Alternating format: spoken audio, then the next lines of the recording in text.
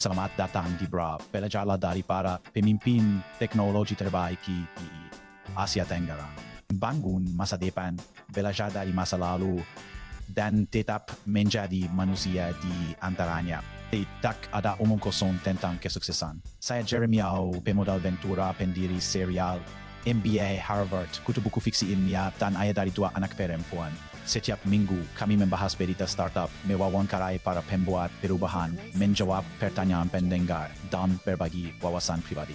Bergabunglah dengan gerakan kami yang beranggotakan lebih dari 40,000 orang dan dapatkan transkrip sumber daya. Dan komunitas di www.bravesea.com. Tetap sehat dan tetap berani. Rob Schneider menggali perjalanannya dari dunia korporat di McKinsey ke dunia startup yang penuh gejolak. Dialog ini menyoroti realitas kehidupan wirausaha yang sangat kontras dengan lingkungan terstruktur perusahaan konsultan manajemen papan atas dan sekolah bisnis seperti Harvard. Keputusan awal karir Rob didorong oleh perpaduan antara keingintahuan dan perencanaan strategis. Awalnya, ia adalah seorang mahasiswa teori politik. Penerimaannya yang tak terduga di Harvard Business School mendorongnya untuk beralih ke bidang konsultasi, terutama untuk mendapatkan pengalaman yang dibutuhkan di HBS. Masa kerjanya di McKinsey menanamkan ketelitian profesional yang kemudian menjadi landasan bagi usaha kewirausahaannya. Fase ini tidak hanya mempersiapkannya untuk menghadapi tantangan startup, tetapi juga menyoroti nilai kemampuan beradaptasi sebuah keterampilan yang terbukti sangat penting saat ia menavigasi ekosistem startup. Di Harvard Business School, ia terlibat secara mendalam dengan komunitas kewirausahaan, berpartisipasi dalam berbagai acara dan memanfaatkan sumber daya seperti Innovation Lab. Terlepas dari pengetahuan teoritis dan peluang jaringan yang ditawarkan HBS, tantangan praktis dalam memulai bisnis sangatlah berat. Kursus-kursus seperti perjalanan pendiri sangat penting, menekankan ketahanan yang diperlukan untuk menghadapi kegagalan yang tak terelakkan dalam kehidupan startup.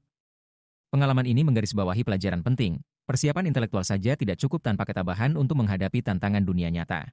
Tahun-tahun pasca HBS Rob ditandai dengan pengejaran tanpa henti untuk menemukan kesesuaian produk pasar. Meskipun berhasil mengumpulkan pendanaan awal yang signifikan, perjalanannya penuh dengan kemunduran. Perjalanan melalui apa yang ia gambarkan sebagai neraka pivot, melibatkan revisi dan penolakan yang konstan, sebuah periode di mana banyak perusahaan rintisan goyah. Terobosan datang secara tak terduga, dengan pivot yang akhirnya beresonansi dengan pelanggan, mendorong perusahaan dari nol menjadi $4 juta dalam ARR.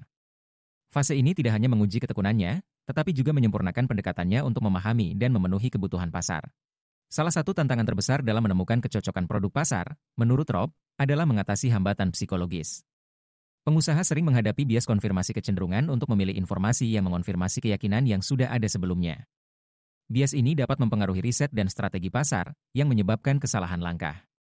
Pendekatannya melibatkan keterlibatan langsung dengan pelanggan potensial melalui umpan balik berulang, memungkinkannya untuk beradaptasi dan menyempurnakan penawarannya berdasarkan permintaan aktual, bukan asumsi.